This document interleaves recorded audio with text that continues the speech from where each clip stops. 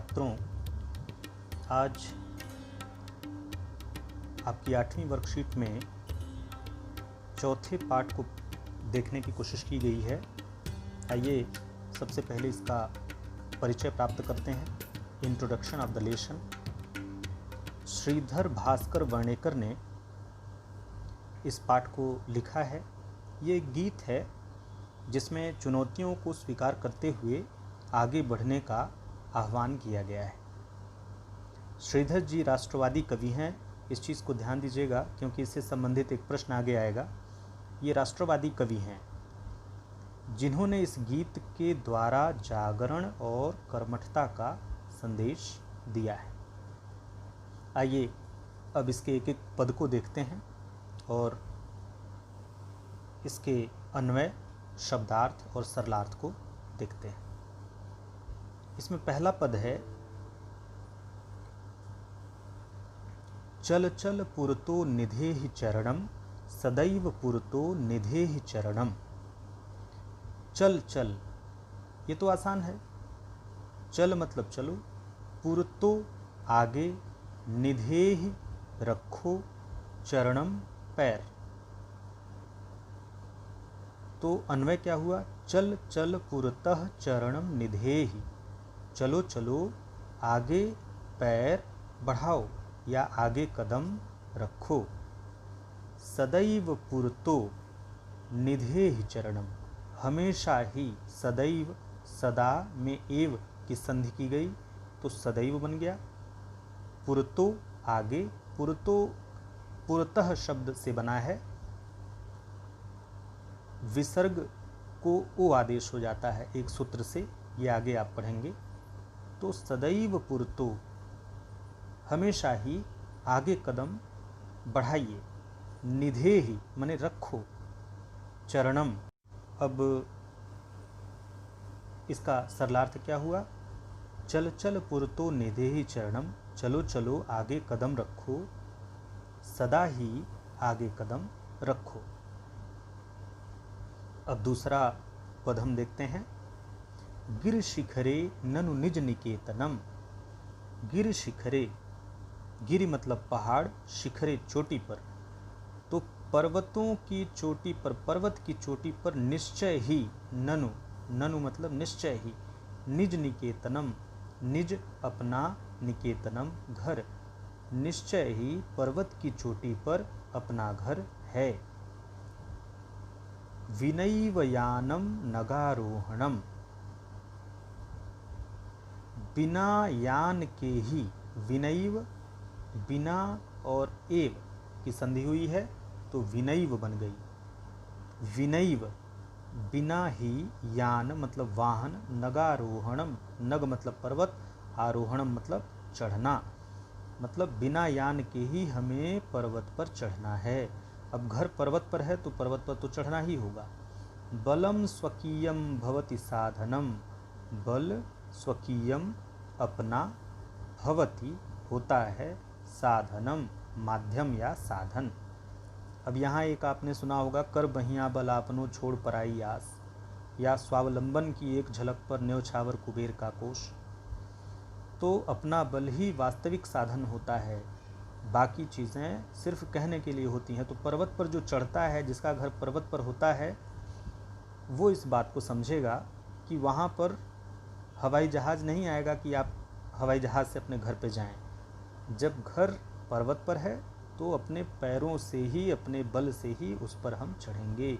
सदैव पुरतो निधेहि चरणम, और हमेशा ही कदम आगे।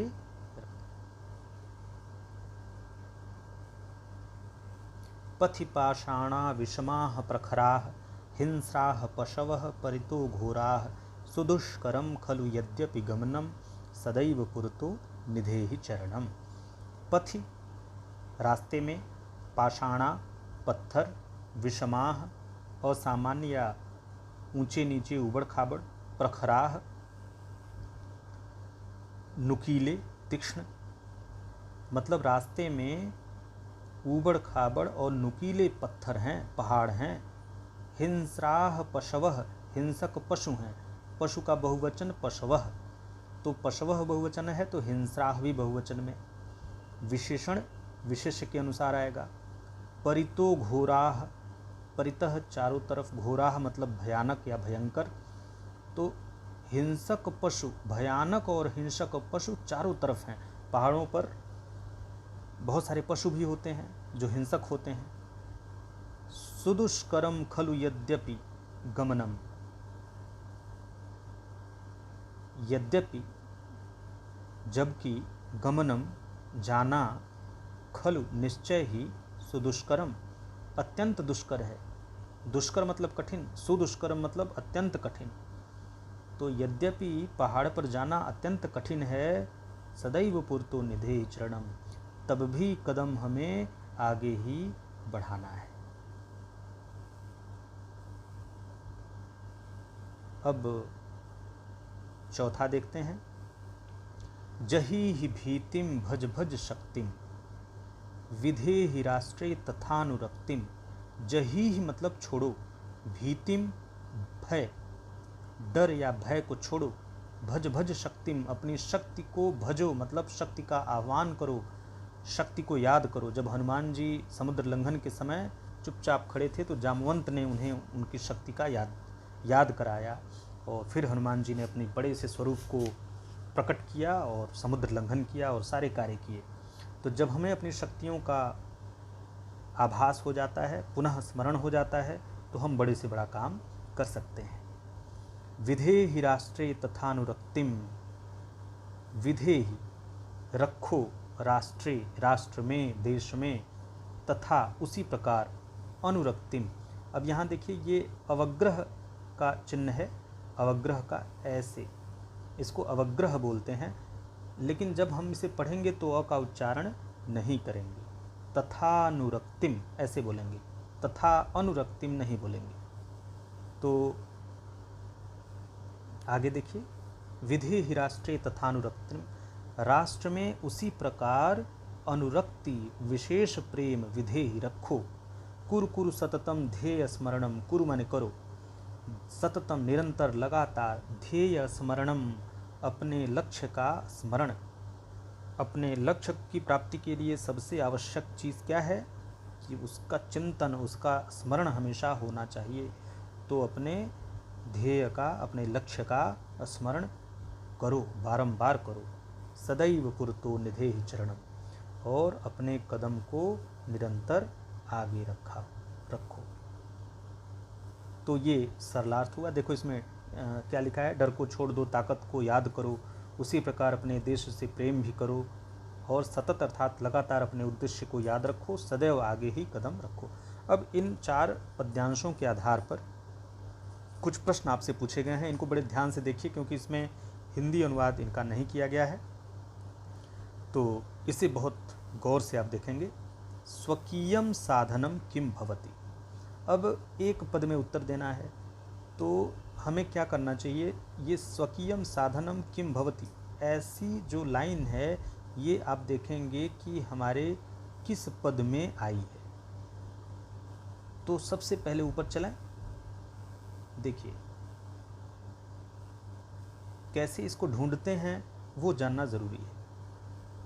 आप देखिए ये लाइन देखें आप, बलम स्वकीयम भवति साधनम, प्रश्न क्या है, बलम ही इसका उत्तर होगा। स्वकीयम साधनम किम भवति, स्वकीयम साधनम बलम भवति। तो एक पद में पूछे तो आप उत्तर बल लिख देंगे, और अगर एक वाक्य में पूछे, पूर्ण वाक्य में पूछे, तो आप उत्तर लिखेंगे स्वकीयम साधनम बलम भवति।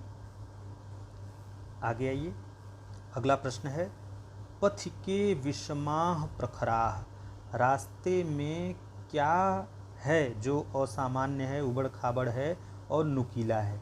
तो अभी हमने पढ़ा है, ये देखिए,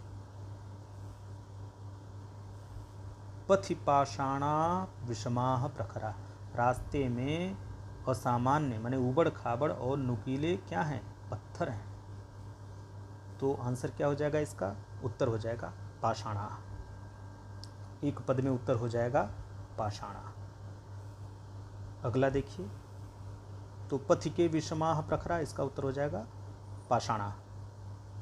अब सततम किम करणीयम, निरंतर क्या करना चाहिए।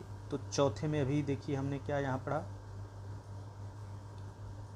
कुरु कुरु सततम ध्येय स्मरणम। तो सततम किम करणीयम, अब यहाँ कुरु कुरु है, प्रश्न में करणीयम पूछ दिया, तो इतना तो हमें समझना चाहिए कि निरंतर हमें क्या करना चाहिए। निरंतर हमें ध्येय स्मरणम, अपने लक्ष्य का स्मरण करना चाहिए। तो ध्येय स्मरणम, इसका उत्तर क्या हो जाएगा, सततम किम करणीयम, तो ध्येय स्मरणम, ये इसका उत्तर हो जाएगा। चौथा प्रश्न देखिए, एतस्य गीतस्य रचयिता कः, इस गीत के रचयिता कौन है, ये किसने लिखा है। तो बिल्कुल प्रारंभ में देखिए, श्रीधर भास्कर वर्णेकर, ये श्रीधर भास्कर वर्णेकर जो कि राष्ट्रवादी कवि हैं, वही इसके रचयिता हैं। तो हिंदी में श्रीधर भास्कर वर्णेकर है, लेकिन संस्कृत में जब लिखेंगे तो श्रीधर भास्कर वर्णेकरः ऐसे लिख देंगे, या तो अलग अलग श्रीधर भास्करः वर्णेकरः ऐसे लिखेंगे, या श्रीधर भास्कर, आप अलग अलग करके दोनों में विसर्ग लगा देंगे तो आंसर इसका बन जाएगा श्रीधर भास्करः वर्णेकरः। बस वो नाम लिख देना है, एतस्य गीतस्य रचयिता कः, श्रीधर भास्करः वर्णेकरः। सः कीदृशः कविः मन्यते, वह किस प्रकार के, कीदृशः किस प्रकार के कवि, मन्यते माने जाते हैं, तो राष्ट्रवादी कवि माने जाते हैं, राष्ट्रवादी वहाँ लिखा है, तो उत्तर हो जाएगा राष्ट्रवादी। अब वहाँ विसर्ग नहीं लगाएंगे, राष्ट्रवादी अपने आप में संस्कृत का सही पद है। अब ये नहीं कि वहाँ भी विसर्ग लगा दें, राष्ट्रवादी ही नहीं कर देंगे, राष्ट्रवादी, ये इसका आंसर हो जाएगा। दूसरा प्रश्न देखें, मंजूषातः क्रियापदानि चित्वा रिक्त स्थानानि पूरयत, अर्थ क्या हुआ, मंजूषातः, मंजूषा से, क्रियापदानि चित्वा, क्रियापदों को चुनकर, रिक्त स्थानानि पूरयत, खाली स्थान को भरें। तो ये मंजूषा हो गई जिसमें कुछ शब्द दिए हैं, निधेहि, विधेहि, जहीहि, देहि, भज, चल, कुरु, इन सबका प्रयोग हुआ है अभी। अब देखते हैं, एक उदाहरण दिया गया है, देखिए, यथा त्वं पुरतः चरणम निधेहि, तो त्वं पुरतम चरणम निधेहि मतलब तुम आगे ही चरण को रखो, तो एक तो इसमें निधेहि को तो यहाँ यूज़ कर दिया गया। अब बाकी को देखें, त्वम विद्यालयम, तुम विद्यालय, क्या होगा, चल। अब आप ये कहेंगे कि ये तो कविता में पद में आया नहीं, तो ये क्यों दे दिया। भाई प्रश्न ऐसे बन सकता है, ज़रूरी नहीं कि उसी में से हो, बस आपको उस क्रिया का प्रयोग करना आना चाहिए। राष्ट्रे अनुरक्तिम विधेहि, राष्ट्र में अनुरक्ति रखें या राष्ट्र के प्रति प्रेम करो, प्रेम की भावना रखो, विधेहि मतलब भावना को रखो। मह्यम जलम देहि, मुझे जल दो।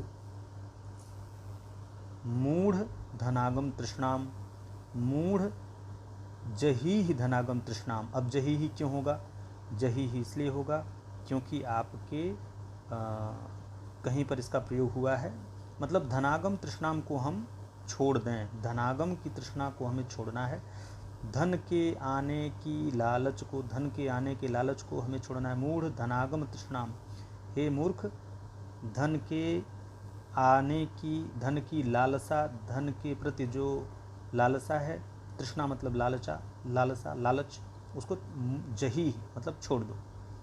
भज गोविंदम, गोविंद को भजो, कृष्ण को भजो। भज गोविंदम, भज गोविंदम, भज गोविंदम मूढ़मते, ऐसे एक है, तो उसमें भज शब्द आप ले लेंगे। इतना तो सामान्य एक कॉमन सेंस को यूज़ करके आप इसे भर सकते हैं। सततम ध्येय स्मरणम कुरु, निरंतर ही अपने ध्येय का स्मरण कुरु, निरंतर ही अपने ध्येय का स्मरण करो, कुरु यहाँ से ले लेंगे, तो कुरु शब्द यहाँ हो गया। अब तीसरा प्रश्न है, विलोम पदानि योजयत, विलोम पद को योजयत मतलब ठीक ठीक एक दूसरे के सामने रखें। ये बहुत ही आसान है, आप देखें, पुरतः मतलब आगे, तो इसका क्या होगा, पुरतः का पृष्ठतः हो जाएगा। स्वकीयम, स्वकीयम मतलब अपना, तो इसका क्या हो जाएगा, परकीयम मतलब दूसरे का।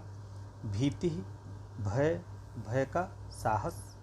गमनम, मैंने जाना, तो इसका क्या हो जाएगा? आगमनम।